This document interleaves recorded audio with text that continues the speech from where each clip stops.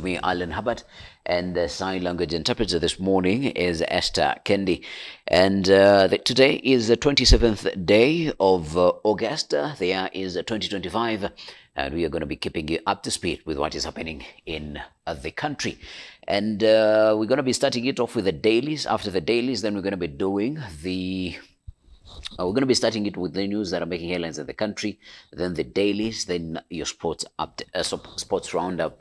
And then after that, we're going to be having a conversation, and we're going to be talking about the legislative landscape of the persons with disabilities in the country and how it has progressed ever since. And of course, today we are celebrating the Katiba Day, so our guest also is going to be speaking in close proximity to the Constitution and other legislations around persons with disabilities. You can engage with us in these conversations by heading on to our social media platforms across all social media platforms. That is Facebook, Instagram, YouTube, X, LinkedIn, and TikTok, of course. Chief of the Order of the Golden Heart and President William Ruto has awarded the global leader of Ismail Muslims, His Highness Prince Rahim Al Husseini Aga Khan V, Kenya's highest national civilian honor, the Chief of the Order of the Golden Heart of Kenya, CGH. Now, the award is in recognition of Prince Aga Khan V's personal commitment and the Aga Khan Development Network's distinguished services to the people of Kenya over the years. Now, conferring the award at State House, Nairobi on Tuesday, President Ruto said this moment is both historic and symbolic. It affirms Kenya's deep appreciation of the enduring legacy of the Ismaili Imamate, whose service to humanity has long been a pillar of our national journey. Here are the full details to this story. This recognition carries added significance for me because my late father was also named a Chief of the Order of the Golden Heart by President Kibaki during his Golden Jubilee. I therefore accept this great honor with deep humility and gratitude. It's a privilege to be here today among the leaders of a nation with which the Ismaili Imamate shares a long friendship, profound respect, and deepening partnership. Through the work of the Aga Khan Development Network, whether in health, education, culture, economic development, or the environment, our aim has always been to improve the quality of life for all, regardless of background or faith. We are proud that our programs and institutions serve millions of Kenyans from all walks of life across the spectrum of human endeavor. In Kenya, we have found a government and a society that have consistently welcomed these efforts and supported them with vision and resolve. The memoranda of understanding we are signing today build upon this rich legacy of engagement. They reflect the depth of the relationship between the Ismaili Imamate and the Republic of Kenya, and they signal a shared ambition to make that relationship even more impactful. Our goal is to work alongside the government as you tackle the emerging challenges of climate change, urban regeneration, and delivery of public services. Our approach will be to ensure that our programs are meaningfully aligned with Kenya's national priorities and the bottom-up economic transformation agenda. As in the past, we will continue to mobilize not only our own institutional capacity and resources, but also those of our international partners and investors for Kenya's benefit. Kenya has shown commendable leadership in confronting climate challenges. The Ismaili Imamate shares the sense of urgency and importance you attach to these threats. And I'm committed to ensuring that our institutions support your efforts to create new knowledge and new solutions for environmental stewardship. We see promising opportunities for collaboration in areas such as coastal regeneration and climate research, where our institutions are prepared to dedicate increased resources in pursuit of our shared goals. Story now to I facilitated meeting between Ruto and Sudan's RSF leader Gachagua claims, and the Democracy for the Citizens Party (DCP), excuse me, DCP party leader Rigathi Gachagua has alleged that he facilitated a meeting between President William Ruto and General Mohamed Hamadan Dagalo, widely known as Hamedi, the leader of Sudan's Rapid Support Forces, during his tenure as the country's second in command. Now, during an interview on one of the TV stations, the TV stations in the country, Gachagua referenced an amendment bill tabled by U.S. Senator James Risch, which seeks to review Kenya's non-NATO ally status over concerns about the country's foreign relations and alleged links to extremist groups. Now, the former DP disclosed that the meeting took place at Ruto's request when Hamedi was serving as Sudan's deputy president, citing that a sitting head of state could not make such a plea. Now, according to Gachagua, President Ruto instructed him to sign the official letter inviting Hamedi and later asked him to oversee the visit. The former deputy president noted that while the meeting was official, the discussion largely revolved around a trade. Here are the full details to the story, among other explosive revelations by the former deputy president. Watch.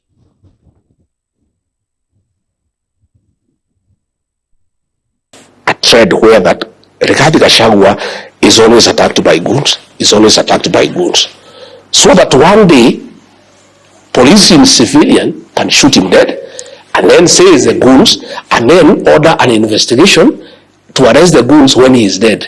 What I want to tell them is, and I want to be very cautious, I want to say it's important I say because I have seen the trend of what is happening. I want to tell William Ruto and Kipchumba Murkomen, please, don't ban this country. This is our country, we have no other. Okay. Let us be careful. Don't do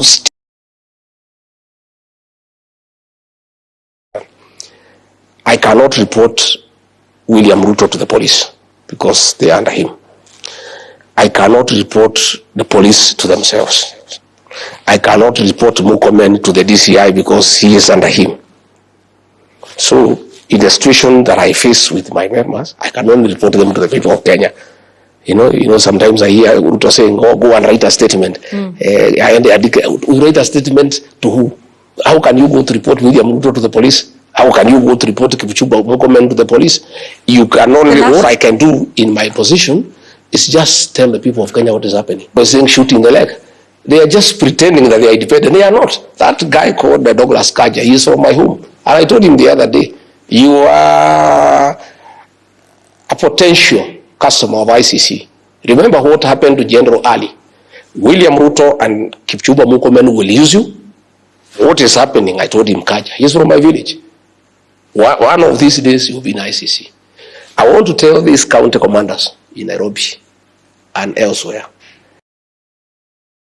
Now to President William Ruto appoints panel of experts to oversee compensation of protest victims. And President William Ruto has appointed a panel of 18 experts to facilitate compensation of victims of demonstrations and protests dating back to 2017. The panel gazetted on August 25th shall be chaired by Professor Makamutua, who is Ruto's senior advisor on constitutional affairs and human rights. The panel, with Faith Odhiambo, many as its vice chairperson, is expected to effect the implementation of the August 8 proclamation by Ruto, where he announced a framework to compensate protest victims. And members of the task force include Kennedy N. Ogeto, Irungu Houghton, John Olukuru, Reverend Kennedy Maranza Simiyu, Linda Musumba, Duncan Ojwang, Naimi Lankas, Francis Muraya, Juliet Chepkemei, Pius Meto, Patuma Kinsi, Abbas, and Raphael Ampiu. Here are the full details to the story.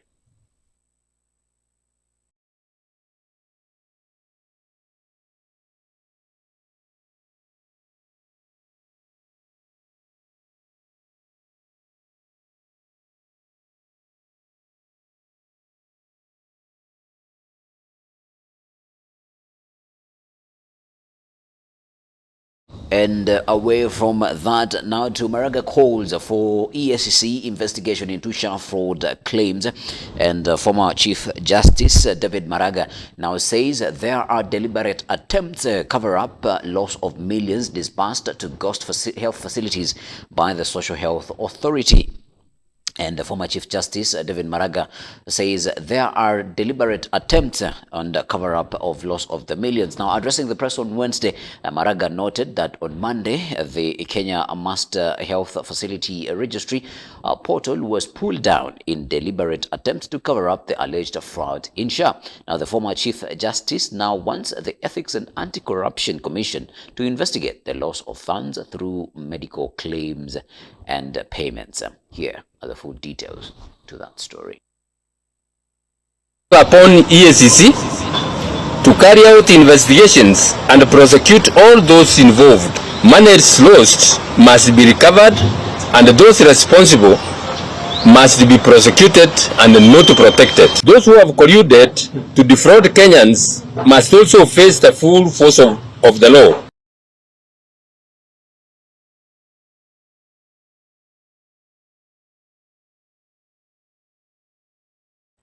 Well, from that now to SHA CEO Mercy Mwangangi suspends 45 health facilities, and the Social Health Authority has suspended 45 health facilities for defrauding the health system, bringing the total to 85, where 40 were flagged earlier this month.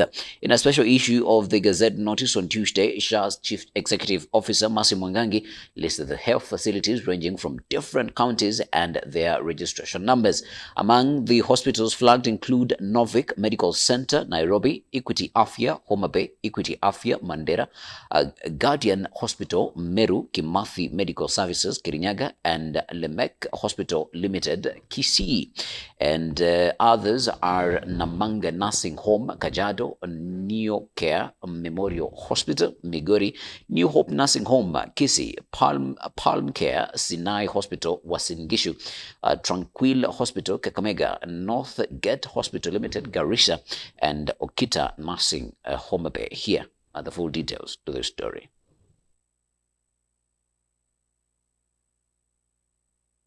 Since I took office on April 1st, 2025, we have intensified the fight. The primary function of our digital system is to detect fraud. We have seen that facilities are looking for innovative ways to cheat the system, but our digital architecture is designed to detect and flag anomalies at every stage of the claim process. 8 facilities in Mandera, 312 patients, we have the names of those patients, went through 8 facilities in one town in one day, and making the claims to Social Health Authority. Duale Hospital in Bungoma falsified claims for multiple cesarean section on the same patient within days and supported maternity claims. In Cotu Medical Center in Homa Bay, fabricated clinical documents with a single person signing off for both day and night shifts over consecutive days, which to us is humanly impossible. To all our health providers, consider this a final warning. Organizations have no contractual obligation with the Social Health Authority. That is not provided in the Social Health Authority Act. For example, Nairobi Hospital, Aga Khan, Kenyatta National Hospital, Kenyatta University, any facility, both public, private, faith-based, have individually contracts with the Social Health Authority. So this is a final warning that we are watching. Any facility, any doctor, or any patient to be involved in fraudulent activities will be held liable and will face the full force of the law. That's what's making headlines in the country. We're watching Science Breakfast with me, Alan Hubbard, and the sign language interpreter is Esther Kendi. Now, these are the stories that are making headlines in the dailies, and we started off with the Daily Nation. 15 years of promise and hope. And in 2010, Kenyans adopted a new constitution after its overwhelming approval in a referendum, bringing to an end a 2-decade-long struggle for reforms. While progress is evident today, challenges persist, and these challenges have been documented on pages 4, 5, 6, and 7. Another story here is Kenya gives top honors to His Highness the Aga Khan Fifth, and His Highness Prince Rahim Aga Khan Fifth, the spiritual leader of the Shain Ismail Muslims, has received Kenya's highest civilian honor in recognition of his commitment to the service of Kenyans and humanity at large. President William Ruto conferred this to him yesterday at State House.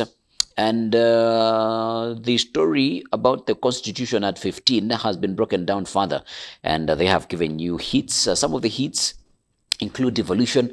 Counties have collectively received 3.6 trillion since 2013 to fund development at the grassroots.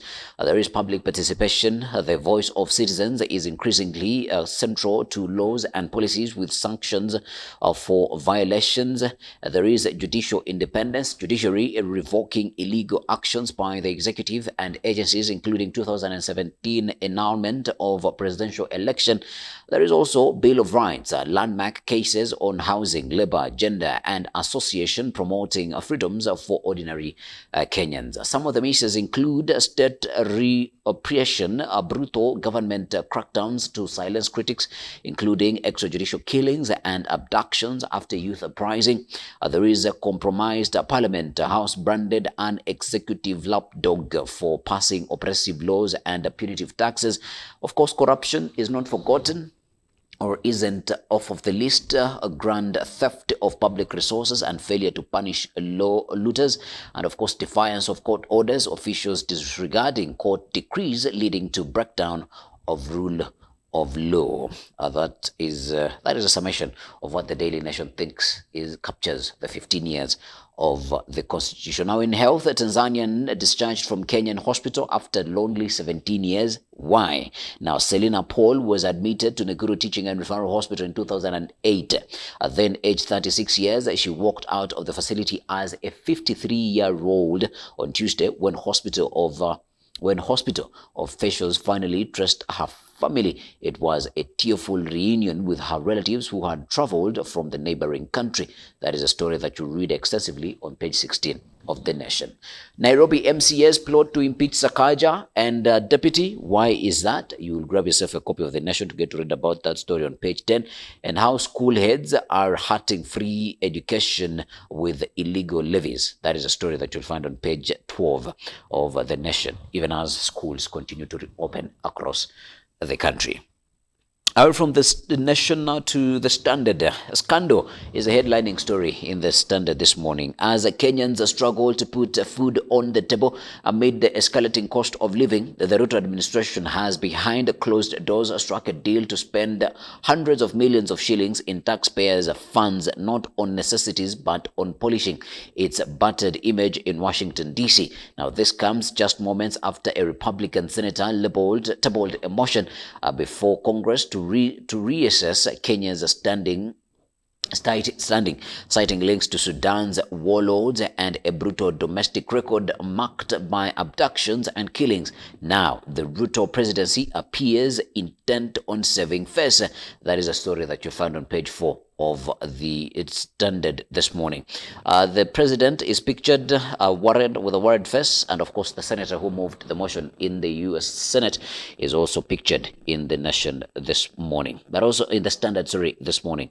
But also they are excerpts, basically receipts on how Kenya is trying to save face in Washington. And the Foreign Affairs Principal Secretary Korir Singoway, it seems as if he is the man doing the job to see how Kenya can save face in this diplomatic role that might be brewing. Now, that's the dailies. When we come back from the break, we're coming back with the churn highlights highlights from the CHAN matches that were played yesterday. I'm going to be telling you who's going to be playing in the finals this coming weekend. As breakfast with me, Alan Hubbard. Sign language interpreter is Esther Kendi. And these are the matches that were played yesterday in the semi-finals of the Africa of CHAN. And match 1 ended in favor of Madagascar as they beat Sudan 1-0. Here are the match highlights. The other football match that was played yesterday, it was between Morocco and Senegal. Remember, Senegal are defending champions, but they were edged out on penalties after the 120 minutes elapsed with a 1-1 draw. And after penalty shootouts, the match ended in favor of Morocco 5 and Senegal 3. Here are the match highlights.